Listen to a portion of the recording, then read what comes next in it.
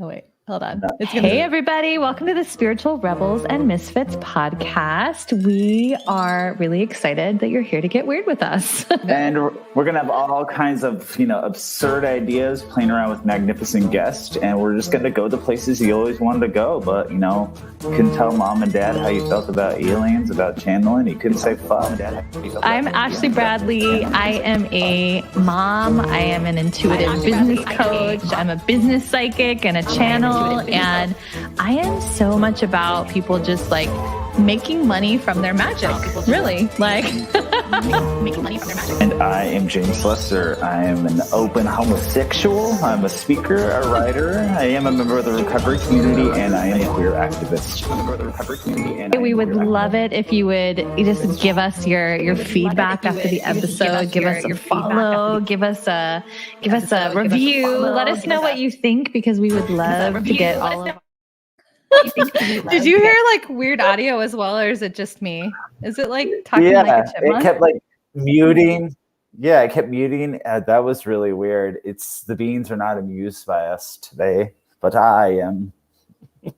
Well, as long as it's not doing it now. That was really interesting, though. That added a whole layer of extra flavor. We love being extra. Yeah.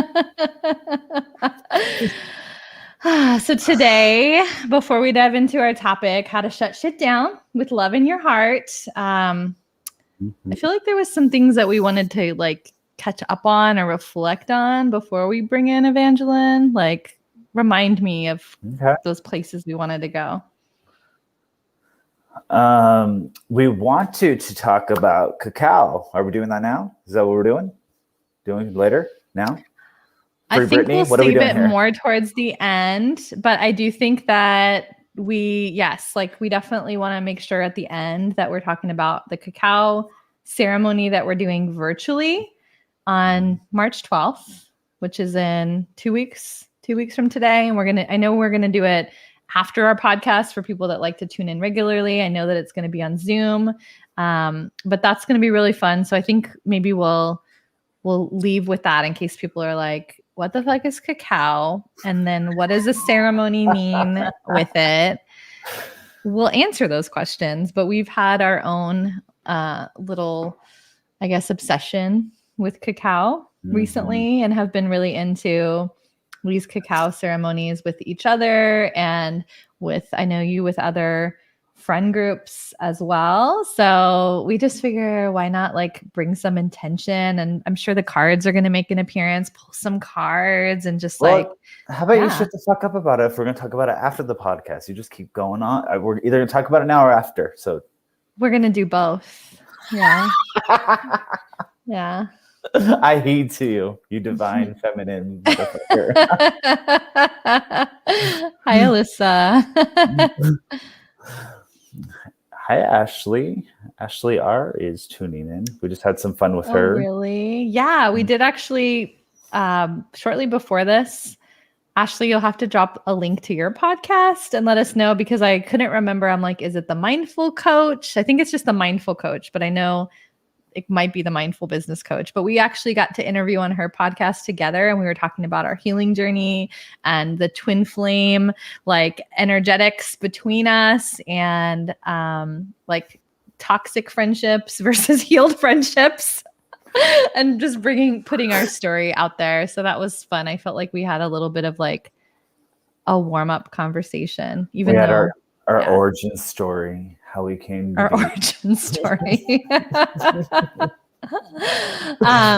So coming into this topic, I feel as though sometimes different interactions or things will enter my field. I don't know what you'll call it. But there was a really interesting thread that I shared with you yesterday that I think beyond this topic and having conversations, those hard conversations where we're thinking about family members is usually where it comes up for me, where you're intervening and you're correcting people. I realized that in this specific thread that it was really hard to see people that wanted the same thing to disagree on how we got there, and that felt really sad and hopeless. And in particular, it was like two white women that were putting on this like diversity inclusion training. And there was a lot of different, both sides kind of backlash and opinion of like who should be leading trainings and like who, and assumptions that they would be profiting on it. And it was like really interesting and sad, first off, to notice like my reaction to feel like, oh, maybe I shouldn't be a part of the conversation, or maybe I shouldn't lean into it. As well as just to notice like, wow, how are we all people that have different opinions meant to like communicate with each other if we have those same communication breakdowns with people that actually want the same things but have different perspectives on how we get there? And so that felt really heavy and interesting and strange. And then I was just like, fuck. And like, we're talking about this. And like, what am I going to bring to this conversation? Like, I feel like you two are going to have more to say. And I always have like, kind of like the weird alien kind of side perspective. And that's been my behind the scenes the last like 24 hours leading up to this. Okay. Well, I think it's important that we keep, because this is one of the original conversations. It was the original podcast that we had was, when they don't agree and trying to talk about these difficult, really weird fucking conversations that society has made even more difficult when everyone's ego gets involved and everyone's not hearing each other. They're like listening to people speak, but they're not hearing. So it gets so frustrating. And when everyone thinks they're right, they know the correct way to go about it. And it just becomes a clusterfuck. But I think it's important we keep coming back to the table. And I know, like, for me, for many years, I was so political. A drunk into politics is never a cute thing. And I was so angry about it that when I began my own spiritual journey, I kind of had to I felt like I had to shed it, or it would totally suffocate me or drown me. But the truth is that, I know that you sometimes feel disconnected to it. And in a way that makes sense, it's kind of healthy. But at the same time, I think it's very important, and I've shared this with you, that we make sure that everyone has the opportunity to have the earth life experience that we each deserve. And I understand that does, come with trials and tribulations, but I think it shouldn't be the trials and tribulations of the things we're seeing nowadays, which is continuing sexism, which drives me bonkers. The racism, the homophobia, the transphobia. I don't think those should be our trials and tribulations. I think there's so many other trials and tribulations out in our life experience that we need to allow everyone to have the same playing field. So I'm really excited to talk to someone else about this, because again, like, everyone just sometimes with the best intentions just go at each other like dogs, Yeah, and I think that also there's a few like things that I try to reflect on is like, what's the difference between spiritual bypassing, and being like, oh, but we are all one, and it like versus knowing like energetically, like being a mom with two toddlers where I feel like my nervous system is fried, like how much I can give to certain things and when I need to like when is it sort of honoring me so I can kind of show up in my energy and be that sparkle that I want to be in the world. And so that balance is always really interesting for me, as well as the one that I think at times, like I find myself being like, I feel like a lot of my family, like I probably annoy the fuck out of them because I always have something to say. I'll be like, well, like it's her second wedding and we don't need to say, well, it is a second wedding. And how about we celebrate that it's her? And I feel like I'm always the one that is teetering that line. And I'm always questioning like, oh, well, I also don't want to be in judgment of them. Like how we added with love in your heart. Like, how do I intervene in ways that it is coming from a super loving place with them, but also still bringing the perspective in of coming from love and operating from love. And so those are things that I feel really challenged in. And I think I have a lot of questions. I'm always like questioning of myself and looking to where I can get better, Yeah. And I think that I'm just going to say it, as you and I, as white people, like we have struggled with it. Like where, where's our place? Where isn't our place? Where can we be inclusive? Where should we shut the fuck up? Because sometimes we just do need to shut the fuck up and listen. But I think that it's also important that, and I know there's going to be some people that watch or listen to like, oh God, enough about white privilege, but there is white privilege, ladies and gentlemen. and we can address it and not be so stern that, like, oh, just because I'm white doesn't mean that I had an easier life. Well, just because you're white, you didn't have a harder life is sometimes what you have to understand. So we need to talk about it and do it like the title says, with love in our fucking hearts. Yeah. And I do think as well that sometimes the spiritual community can be a little like on the love and light side. And it's like, we need to remember that like that action is really important. And I don't even think that everyone's like mission is in life is going to be an activist. But I think that it's like, how do we show up and take action in these small moments, in these like everyday ways? And I think that Evangeline is probably going to bring in some great wisdom, because I do think that she's probably going to have a lot of tools or ways to think about things that help us feel more empowered to show up like that. And it does really happen on that level. And I think that anybody that feels like, oh, well, what am I going to do? I'm just one person. And they tend to kind of like shrink away, for the ease in that moment. If you do care about a world for your kids, for the people that you love, that is easier for everyone, where everyone is loved, right? I do hope that the aliens just do come down and just show everyone like you fuckers are all way more similar than you think. Like I really wonder what's going to happen like in that moment.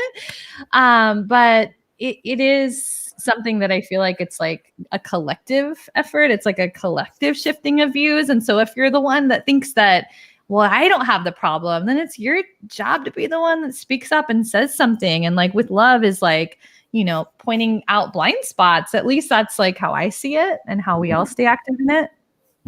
I do want to lead with hope and love. I really do want to, and you and I've had this conversation many times, this generation right behind us, man, like they give me so much hope. And my good friend and roommate is 25, 26, and just gives me so much hope and so much light in my heart by the way that they don't see the things we were taught to see and concentrate on and focus on, because we're really pre-programmed to notice the differences, not the similarities, and really focus on that. And this generation that I believe is right behind us, it just having conversations with people like in their mid-20s, I'm like, fuck, yeah, like, right? Fuck yeah, yes, it's delicious. So I want to lead with that.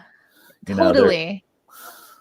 I mean, sorry, I'm just like getting excited thinking about that. I'm like my sister who's 20, who will like call out my stepdad, and like watching the moments of him coming back and apologizing and actually taking it in and seeing that like her saying something shifted his view and got him to think about it. And also even with like the longtime friend, past boss that does my hair, and him talking about his young kids saying like how, oh yeah, they actually did this whole class. Like he's like, my kids did this whole class for us, and they sat us down and they broke it down, and it was like a presentation. And I'm just like, fuck yeah, like that's amazing. Like some of these kids are like, probably like not even out of high school yet, and they're thinking in this way. Like that is amazing. And he's a very Christian man, right?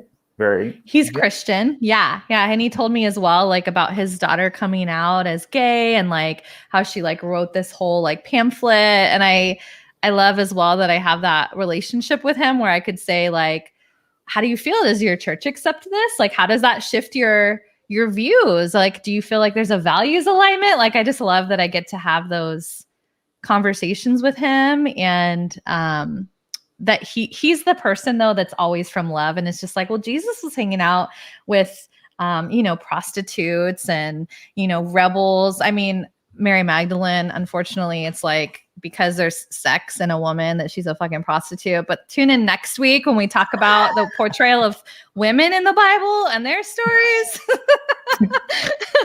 But that's another topic.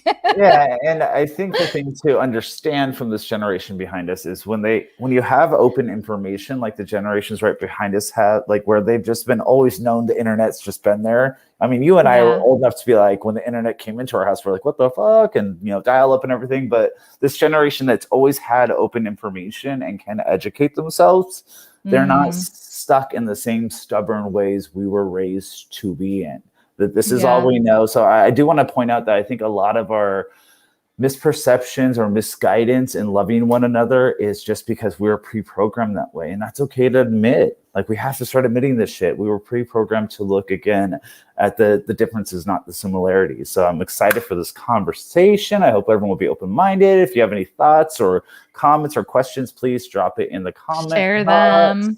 Just like Alyssa is, so that we can pull things in. Like, so like Alyssa, if you're saying like, how do we get them to do that? Like, I would love to have you ask like a more specific question. So as we do have Evangeline here, we're going to pull her in a moment that we can go back and bring in some of your specific questions. It does remind me that book that we were reading on the way back from Sedona, that she talks about divine intolerance and how the newer generations, including the millennials, were installed with this kind of up-leveled software, so to speak, where people like to complain about them, but they're just like, they have some divine intolerance where they're just like, like, this does not work for me. Like, we have to change things because this isn't what it looks like. So I just think that it makes me laugh about it. But let's bring in Evangeline. Yes. Hello. How are you? Hello. I am doing okay. North Carolina we've had some ice storms, and now it's just cold and sunny, and I'm okay with that. Wow. Will you introduce like what you do and who you are? Because I feel like I meant to say that part and we just get so sucked into it that I didn't even like talk about your amazing background. That is A-okay. I am a white, Jewish, queer, anti-racist mom, and I'm an organizational development consultant. So I work with organizations and campaigns and different groups of people who want to live their values out. So what does it mean to say what our values are? And then how do you put them into practice? And most of my work is gender and race related. So those are two front and center social identities that I spend a lot of time working with. And lately I've been kind of obsessed with white people work. So I'm really glad to be here and to talk about how we can continue this work. I love this idea of divine intolerance, and I'd like to think that I am also divinely intolerant. I was ahead of my time, maybe different generation. Mm-hmm. I'm just loving the energy you bring in right away, man. Like, honestly, like the minute you started speaking, like my soul like sat up and was like, hello. So thank you for being here. You're welcome. Thanks for having me. I'm curious, like, if you think about like what's really needed as this next layer to like keep these conversations going, like how do you view that? Yeah, I was listening to y'all talking before, and so I have two things that came up for me. One is that oftentimes when we're having conversation with folks who aren't ready to kind of shift their perspective, or we're perceiving pushback, the conversation is happening at an individual level. And it's hard for people, people have not been educated about the degree to which racism or transphobia is systemic. So it isn't just about like individual people having differences of opinions. It's about systems and the legal system, the institution of the church, the institution of public education. So these isms that create oppression are operating at a system level. But when I'm just telling my uncle that his sexist joke didn't work for me, it turns into this like one-on-one thing about individuals.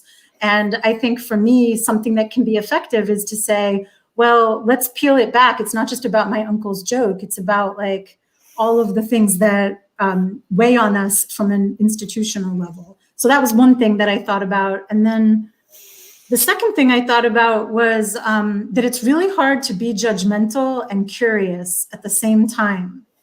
So when I start to feel myself getting pissed off or frustrated, I sort of go through this process in my head of thinking about like, what could I be curious about right now?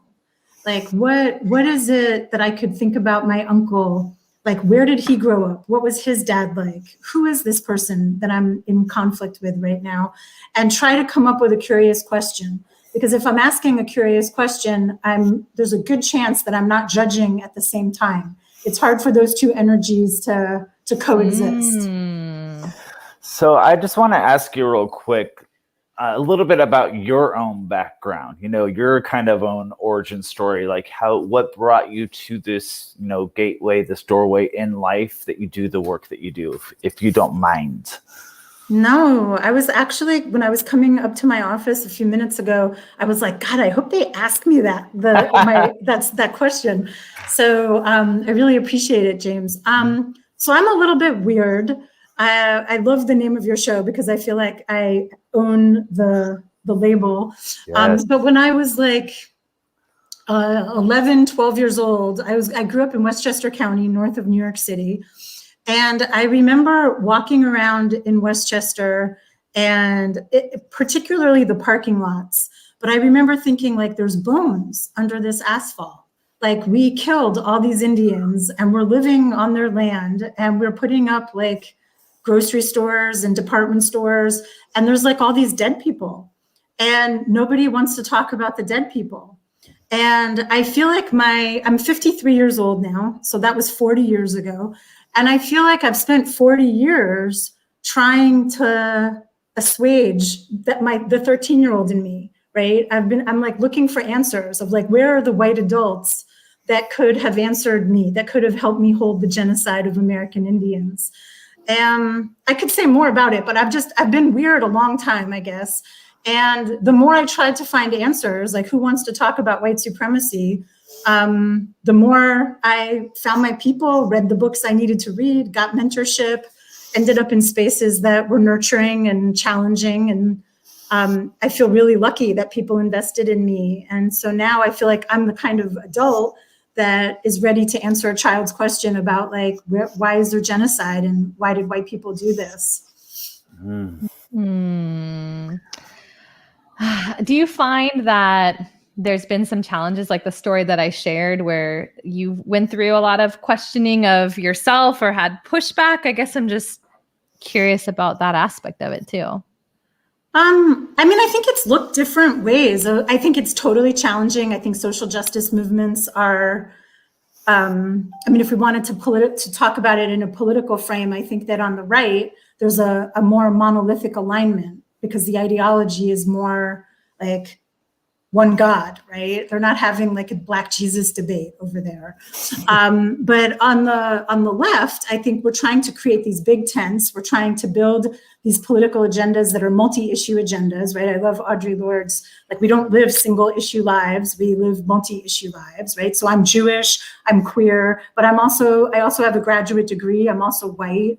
I'm middle class. So I'm holding the both and I think that when we're in multiracial spaces that have class differences, that have faith differences, people are trying to figure out find their way.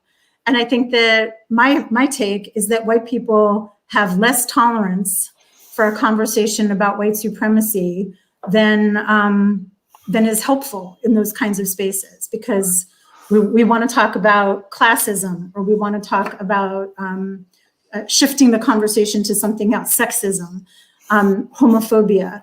And so what I've really enjoyed in my work is trying to help white people who are queer or who are women, or to be willing to talk about our mainstream identities, to be able to talk about being white, to be able to talk about having access to comfort and freedom that so many Black and brown people don't have in this country. So can I ask you, you've been like immersed in the curiosity and probably the rage of this for 40 years. How has this last year, where, it's always been bubbling under the surface and it really should have always been a focus point, but this last year, let's be real, it kind of busted at the seams. How has this last year been a ride for you? Do you feel more hope, less hope? Yeah, I am stunned. I am stunned that it's. I don't feel like it's like this last year was different. I feel like we have cycles of this, right? Trayvon Martin, that wasn't this last year, but like it's like a young Black kid gets shot by the police and suddenly there's like an upswing, or there's like a surge of interest, or people want to have conversation. But I think that we just cycle through. Like I know that there's a lot of people now for whom like the conversation is on a downswing and there's not that much interest. And it's taking a lot of energy from Black and brown people and white people who are interested in keeping the conversation alive to like keep shaking the tree, keep saying, no, let's not let the momentum go away. We still need to do this. On a practical level, I've been very busy. I've been very, very busy since about May, but I do this work all the time. It's just that the audience is more frantic. I think there's like a franticness in white-led institutions with like, oh my God, we have to do something. And there's something kind of dangerous in some regard about that moment. When an event, a public event, is the thing that triggers an organization to want to make a difference, there's some steps in that process that can be missed because as leaders, sometimes I think white leaders are just like, they feel so amped up, like I have to do something to prove that I'm not an asshole, so here I go, and they just jump in. And I think sometimes that can cause more harm. So I think I've had a bit of a roller coaster of a time with trying to kind of say, well, actually, maybe the first step is not some big statement on your website that says Black Lives Matter and some big outward facing thing. Maybe the first step is talking with the people that work with you and having a reality check that's internal. So I don't know if that is getting at some of what you're asking, but it's definitely flying. The fur is flying fast. No, absolutely. It's more realism about what's going on, because I have seen a lot of that backlash about companies that overreact or overreach, or like you said, really try to prove they're not assholes and make this big grand stance. And my friends that are of color have kind of been like, what the fuck? Like, where were you 2 years ago? Where were you 5 years ago? Like, kind of jumping on the train. So I have seen a lot of that. So yeah, absolutely, that answers that question. I'm kind of curious though, like that, because there's times where people might be like, yes, like thanks for leaning in, and other people that don't like how you're leaning in. Like I found myself on more subtle levels, really noticing the discomfort of like feeling necessarily like I can't take action or a step forward without pissing somebody off. And yes. And it's usually the people, it's more the ones that I feel actually really aligned with, where we want the same thing that I'm talking about here, not the people that are still. And so I guess I'm just curious, like, of how you might shift us on that, because I'm sure that I'm not the only one that is feeling a little bit of, how to sit with that, how to maybe just embrace it and keep going. Yeah, I mean, that's interesting that that's where you landed, because it's kind of where I was going to go. I think one of the things about being white that is super weird is that we expect to be comfortable. We're sort of, I mean, especially for those of us that grew up middle class, and I don't want to make assumptions about how y'all grew up, but it's like there's this expectation that things are going to be comfortable, they're going to be polite, we're going to make an agenda, we're going to follow the agenda. Nobody, like we were talking about cussing before, like nobody's going to say, fuck this shit in the staff meeting, right? Like we have this assumption of a certain kind of decorum. And some people might call that whiteness, and some people might just call that middle classness, and some people might just call that kindness. I don't know.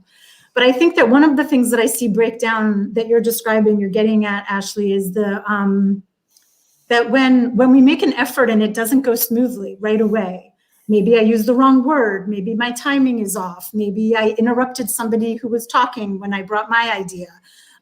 Whatever the thing is that I didn't do right, it's almost like I go into a shame spiral. You know how Brene Brown talks about shame spirals? It's like I start to flush and I start to feel like, oh my God, everybody thinks I'm racist and everyone in the room is staring. And I start going into all this storytelling in my head about how I fucked up and I shouldn't even be here. And all of that is because I enter into the space expecting that I'm going to have smart things to say. It's going to be comfortable. I have something to contribute. And in some regard, there's nothing wrong with having that story, right? Like it's better than having the story, I'm a jerk. But I think there's a little bit of a setup there for us, because then when it's messy, we're like surprised. Holy shit, this is messy. And I think one of the things that I teach with a lot of my friends and colleagues is how to be uncomfortable. Like how to somatically, physiologically in our bodies tolerate a level of discomfort that maybe last week or last year you would have said is intolerable, because it's going to be messy and you will be misunderstood and people will tell you you're doing it wrong. But the aha, or the gift of that, is that you're at the table, right? You're at the table. You're not getting Chick-fil-A, right? You're not like not that there's anything wrong with Chick-fil-A, you know, I'm not going to pick on them, but it's like you're not, okay. you're not like absent from the conversation. And I think sometimes when white people, it's like we want to be allies. Well, do we recognize that being an ally means we're going to hear rage and unhappiness and frustration a lot of the time because shit is on fire? So that's a thing. I see there's a note here. Yeah. So let's see. She says the part about my generation having always had internet just gave me a whole new understanding, because I always get so angry that people aren't Googling things, but I guess it's just not how it's been for them. So that is an interesting curiosity, I guess, right? Oh yeah. I mean, I think that, I don't know, I don't want to speak for all my colleagues of color, but I think many of them, and certainly I feel this way sometimes, is like, why can't you read a book, right? Why can't you look it up? So putting people of color on the spot, for example, to like explain something, like what is Juneteenth? And it's like, you know, the internet is a beautiful thing. Well, I think it kind of goes to that where if it doesn't directly affect me and someone doesn't spoon feed me the answer, I'm not going to go look it up. But I think the interesting thing that Alyssa was bringing up in that comment is I always explain it this way, that, you know, when I was growing up, I was taught these are the people to fear. These are the places to go. This is how to react to this person. And that was it. You know, there was no internet unless I did some like real like digging in libraries and really researching. And libraries in Orange County weren't carrying the information that were really going to, you know, make me woke. I hate using that word. But, you know, that was it. And for me, it was really, I grew up in a very white trash family. I'll say it, white trash. There was a lot of racism. There was a lot of homophobia, even though I've been very noticeably homosexual all my life. There was a lot of intolerance, and it was that ping inside me where like, this doesn't fit. This doesn't feel right to my soul. So I think that's the problem with my generation and the generations like moving forward in age, that's how they were set. Unless they do some soul searching, nothing really is going to change. Yeah. I mean, I really heard you before I jumped in talking about young people, and I have a tremendous excitement and happiness for the curriculums that are in some schools and the leadership that young people are bringing. And if we look at the election results, like white men, regardless of age, so, you know, 22-year-old white men still tended to vote conservatively. So I think that there's definitely a cut around age, but I think that, I'm going to use the word Trump, that whiteness trumps age. And I think that there's a powerful, seductive drug, ideological drug. And I think that it's because of capitalism.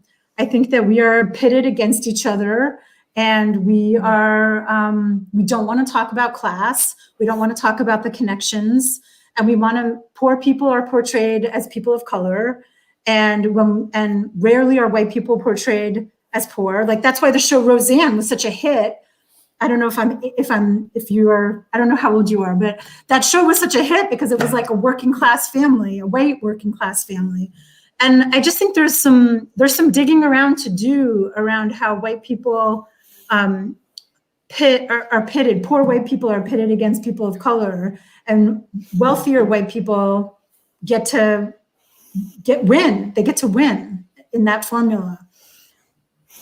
So where do you think, this is going to sound like a pretty juvenile question, but where do you think someone can start the journey to really understand this? Like some white man or woman or boy, let's say like in their teens, where do we really start when we feel we have nowhere to go to start this journey?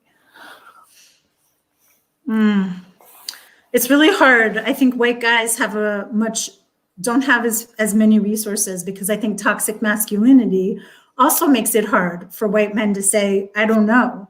One of the things that I talk with my son about all the time, like he's only 13, and I'm like, if you get in a car and they want to smoke pot and you don't want to be in that car and you're afraid, what are you going to say? Like, I'm trying to like train him to say, pull the damn car over, I'm getting out. Like, how do I push back against that peer pressure, right? And I'm like, if you want to smoke pot, we'll figure that out, but you're not doing it in a car. So I love you. It's like, it's a hard space I think there are always books. I think there are so many good movies. I think there's so much good stuff on the internet. Ibrahim Kendi came out with a young people version of Stamped, which is an illustrated novel, which is fantastic. So I don't know if you want me to like name particular resources, but the big message I want to say to white people who want to dig into this is you can't do it by yourself. You have to have a buddy. And that's why white caucusing is so de rigueur right now, right? Everybody wants to have a white caucus. And in some ways it's a little obnoxious, but in other ways there's an actually really practical reason for it, which is that if my colleagues and friends who are people of color don't want to hear me cry and don't want to hear me fret, and they don't want to hear me talk about my racist uncle. So I need a place where I can do my work as a white person, and that's other white people. So if one of my pieces of advice to young people would be to find a friend and like decide to read a book together, or decide to listen to a podcast. The Brown Sisters How to Survive the End of the World podcast is a great podcast, social justice oriented. So there's like so many good things to do, but you need some place to debrief it. You need some place to unpack it. And if you're all by yourself in your head, it's much harder, I think, for people to kind of internalize like, oh shit, I'm going to be white my whole life. I better figure this out.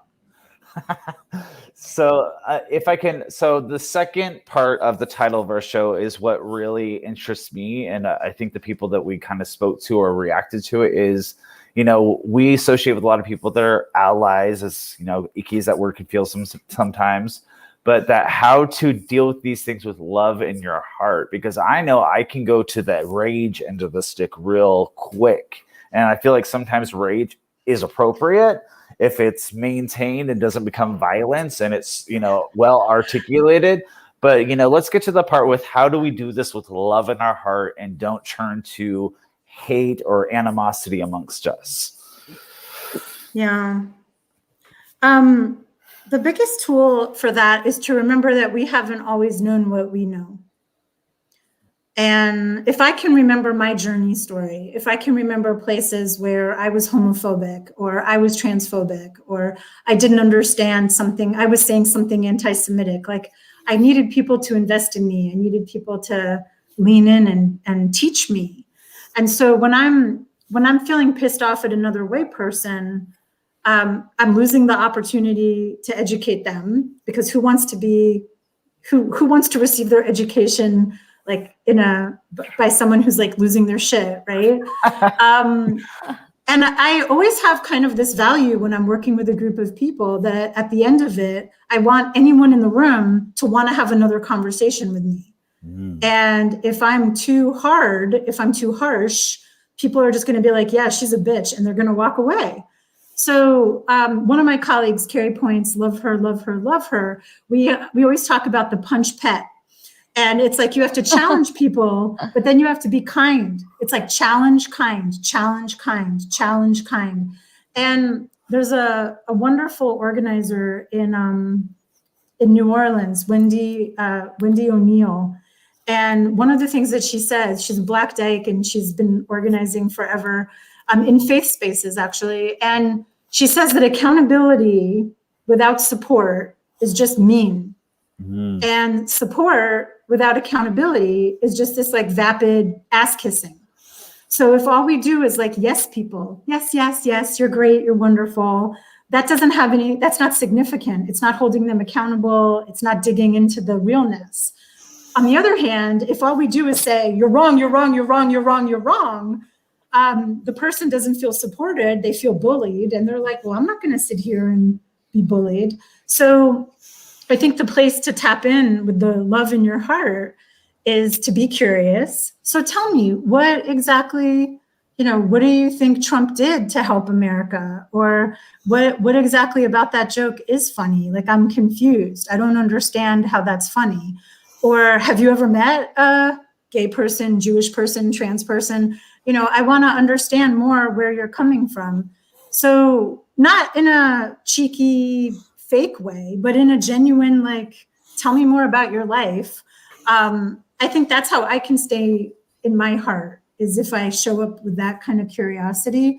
But then there's times where I lose, like, you have to pick. Like, I don't think Facebook is a great place to do this work. And I think we can get into lots of like blocking and, all this kind of weird drama that happens on social media that would never happen in the classroom.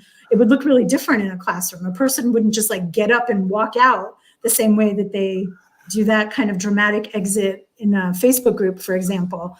So I think there's picking the right people that you want to be in relationship with, and not every person needs to have a conversation, right? Like I've had days where I've worked really hard and then I'm at the grocery store and I just want to get a couple of groceries and get home. And I just spent all day talking about racism. And there's some interaction in front of me with the cashier and a person of color, or maybe the cashier's the person of color. And there's some negative interaction going on. And I'm thinking to myself, Jesus Christ, I just spent all day doing this. And now I'm going to do it again, right? And sometimes I do, and sometimes I don't. But I don't lose sleep over it. I'm not going to sit there going, oh my God, I'm a terrible white person because I didn't intervene again, because we all need to stay centered. And if I intervene in a way that's not centered and isn't grounded and isn't from my heart, I'm putting that person of color at risk. I'm not the person at risk. So we have to make strategic decisions about when we're gonna be more than just a bystander. And I don't want to sit here in judgment of like, James, when you decide to do that, or Ashley, when you decide to do that. And I don't want to be judged by you either, right? That's part of what Ashley's talking about, is like, let's not be shitty to each other. Let's figure it out. Like, I'll take care of it this time, and next week James will take care of it. And the week after that, Ashley will get that person at the grocery store. It's like, we don't all have to be frothing. Yeah. And I would like to see more question asking, and more curiosity as well within just the groups of people that have different opinions on who should be educating and how it's done. And, the whole, I thought it was interesting that there was an assumption that someone was profiting over something. And I was like, wow, like, how do they know what's profit for her? Like, she could charge $10,000 an hour, and this could be like just paying for her time and the expenses of the coursework. And it's, I think that if anything, it's like just having more curiosity all the way around. So I think that's something I'm really taking away. There was a few comments here. So Alyssa was saying, I've been really struggling with the idea that being into politics is not very spiritually wise, or something along those lines. I'm wondering what an opinion on opinion on politics and spirituality coexisting. Yeah, that's super interesting. I would flip it, and I would say that I wish there was more politic in spiritual communities.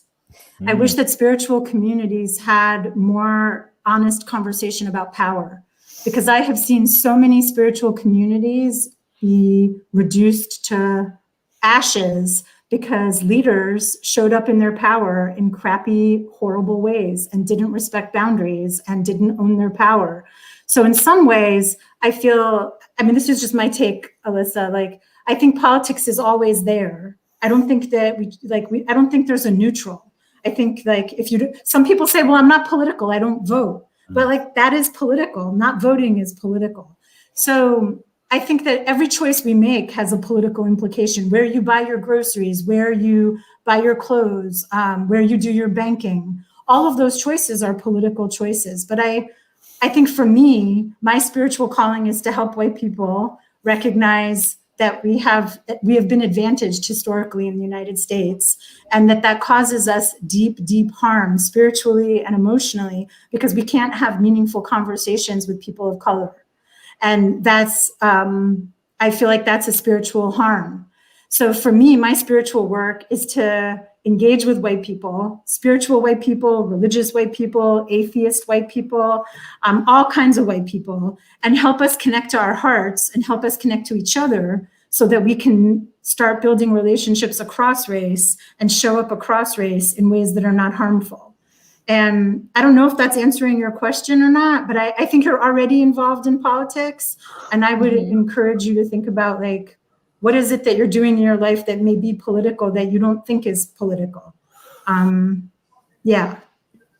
I got to tell you, you just honestly gave me like such an aha moment, because I've felt a lot like Alyssa has felt. You know, there's this really great quote / story about Mother Teresa, and then like trying to get her to march against the war, and they said, "Will you join us?" And she goes, "No, like, you know, tell me about a march for peace, and I'll join that." And that's always been kind of my cop out a little bit. I'm going to call it a cop out for the last few years since I disengaged from politics, even though you're pointing out I never really did. That like I need to go for be about peace, not about in that I'm causing spiritual harm because I'm not connecting with other people of color and having those meaningful discussions with them because I'm disengaging. So honestly, like, thank you for that. Yeah, I would love there to be a Department of Peace. You know, I would be very excited for Department of Peace. Okay, we are a coastal leftist who has recently moved to northern Michigan, where some of the elected leaders are outwardly racist and sexist, as are much of the local population. How to eclipse the growing national movement of unapologetic white male supremacy? Dang. Yeah. That's a beautiful challenge. And I do think that it has become a national movement of white male supremacy. And I hope that more white men will become more visible and more vocal. I don't know if women's voices are gonna be effective in this work. I'm really questioning and looking for more white men who will stand. And there are a few people doing that work, but it's not as much courage as we need. We need much more courageous vision from white men who will model that. And if we stop and we think, like, who are the governors, who are the people who are getting the mic, who are the people on television who are modeling what it means to call out racism, it's really hard. Like, you could sit here and scratch your head for a long time. And it's a big problem. So I don't exactly know how to answer that question. I think it's a good one, and I feel like I'm working hard on my side, but I don't know if white men in positions of power or those people that stormed the Capitol, like, I think people need jobs. I think people need to have access to jobs, and that will make white supremacy less appealing. Like, we won't need to rely on white supremacy to feel important if we're able to have good jobs and build community in other ways, so that white supremacy isn't the way that we're building community with one another. And right now, there's very few ways for at least straight cis white guys to build community. They're not doing it on the dance floor, and it's like we have to offer something culture-wise. And I don't know what that offering is, because it's not happening in Christian churches, it's not happening in synagogues, and I'm not exactly sure what it is. It's not fashion, right? Like, what is it? What is the white male culture thing that's going to be more appealing than toxic masculinity and white supremacy? And when we figure that out, there will be a better alternative for them than what we've been seeing for the last decade or the last 500 years, frankly. Mm-hmm. So real quick, sorry, Ashley, I didn't mean to cut you off, but you and I were having kind of a discussion beforehand about how, you know, you and I being queer, about how our own community, you know, it's been kind of frustrating to see them really step up and ask for our own representatives of the queer community to do better, but us individually to do better. At least that's what I saw a lot. I was really proud that, you know, in LA and Hollywood, you know, they finally did make like a big push, but it came far too late. But like, how do we as minorities help other minorities, if that makes sense? Yeah, this is a big one from my wife. She's always like, if every single person who was a minority got together, there would be like gabillions of us and like 10 of them. So she's totally drinking from your fountain there. I think it's scary. I think people, you get a little bit of taste of power, you get a little bit of yours, and you want more for you. And that other like we've been sold a divide and conquer politic, and we bought it. We believe it, right? So I have to go for what's mine. And if I let go a little bit of what's mine, and you see that a lot in electoral politics, and like when we're trying to get a bill passed and the trans community gets, like X'd out of the bill, like the LGB, and then the T gets left behind. I mean, that was like the entire, I don't know, I want to say from 2002 to 2012, like that decade was spent watching that. And I think that we have to have a clear understanding that if the United States of America is not safe for the most vulnerable people in it, it's not safe for anyone. And so how do we work to make the country the safest it can be for the most marginal, the most vulnerable, right? And that is it's kind of like universal design. If we build our democracy to meet the needs of the most vulnerable, then it's going to meet everybody else's needs too, right? And if that's how corporate America ran their call centers and their fulfillment centers, I won't go picking on any particular company, but then the country would be better. So I believe that white LGBT people need to be in full solidarity with Black and brown LGBT people, and that cutie POC people deserve, queer, trans people of color need our allyship, our support, and we need to follow instead of lead. We need to tithe to cutie POC organizations and recognize that like that's where our attention needs to be. And I think that it's really challenging because we can get attached to, but I'm a minority, right? I'm scared. And it's hard. It's really hard. When Trump got elected in North Carolina, the first time in 2016, when Trump got elected, I was less afraid as a gay person, and I was afraid as a Jew. And it was interesting because my queer friends were all running around being like, oh my God, Trump won the election. And I wasn't really thinking about the fact that I was gay. I was thinking about the fact that I was Jewish. I wasn't hearing any of my LGBT friends concerned about me for being Jewish. It was like somehow they were not feeling their safeness as Christians. They were feeling threatened as queers. Do you understand? Well, yeah, absolutely. And I think that's where they maintain control, or how they keep the minorities from really being on even par, is because we're so busy fighting for our own niche, and we don't reach out for the next niche. Same with like Latin culture reaching out for Black culture, and the Black culture reaching out for the white queer community. We're so busy fighting for our little niche. And even women in politics have come up. They're so busy fighting to stay a woman in politics that they can't help the queer community or the Black community. So that's absolutely, I get it 100%.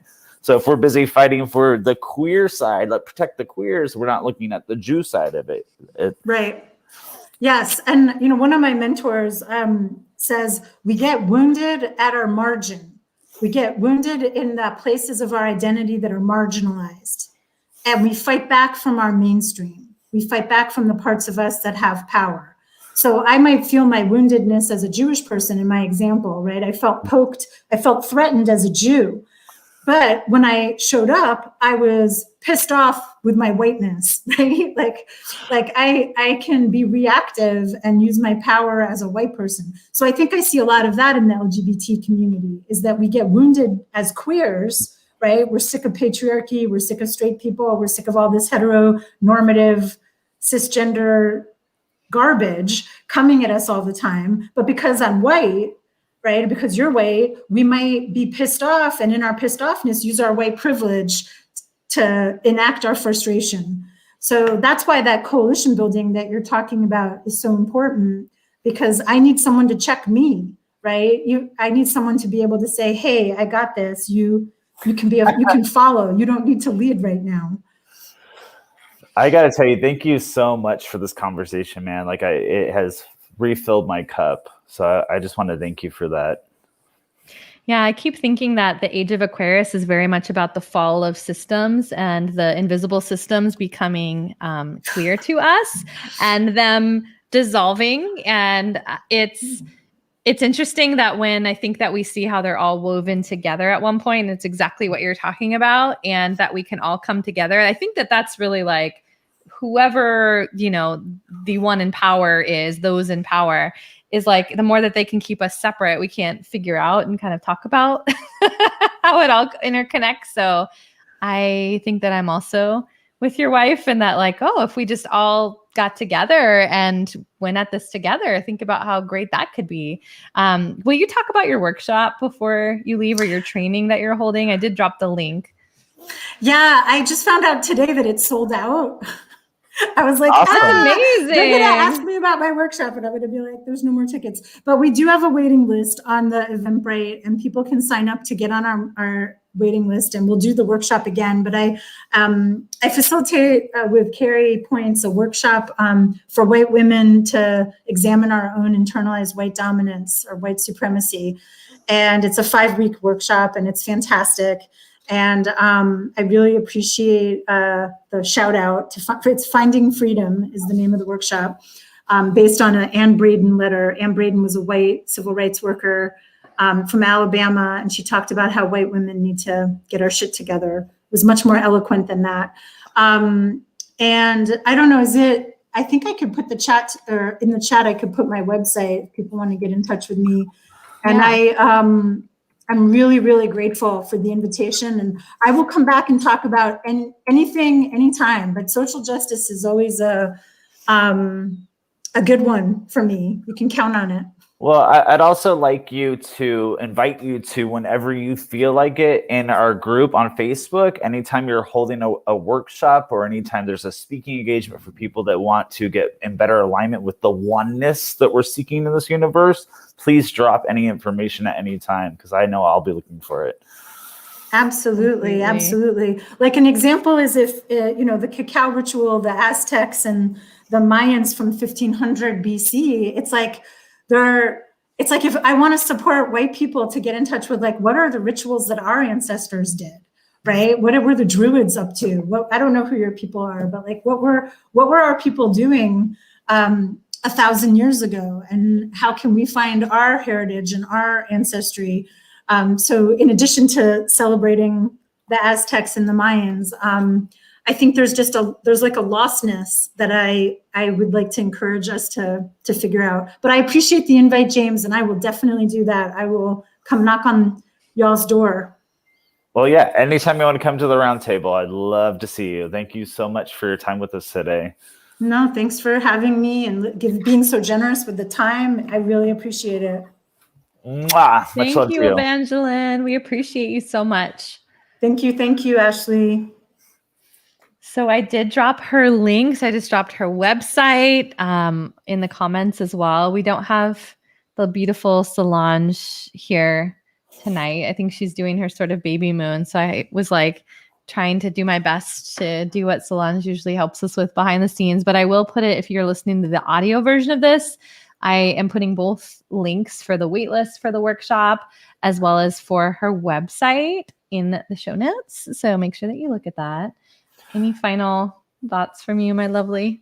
Well, I mean, something that kind of, and I don't know if this thought is going to make sense to you, but like, we're talking about like all these minorities, and I sometimes feel that like my white straight friends feel like it's like an attack on them to talk about this. And I want people to understand it's not an attack on white people or straight people, because they've had the privilege of being in the center. So it's not an attack. It's not trying to it's trying to make sure that we do become that one, that whole.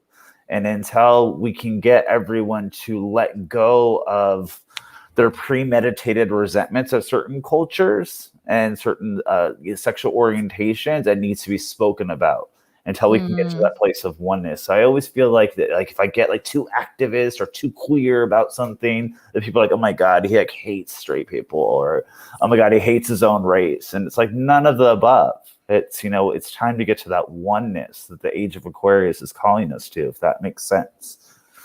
It does. And I think that, yeah, I do wonder sometimes if like a lot of that is sometimes we make up stories or worst case scenarios of like what other people might say or how much they're thinking about us. That comes up, as well as like, I think I always have to remember to not take things personally or make it like feel like a personal attack, because I do understand, like I definitely have sensitivities, and of course, like I love to be right. I will admit that. And I think actually what's the hardest thing is that like it's really important to me to come from like a really loving and intentional place.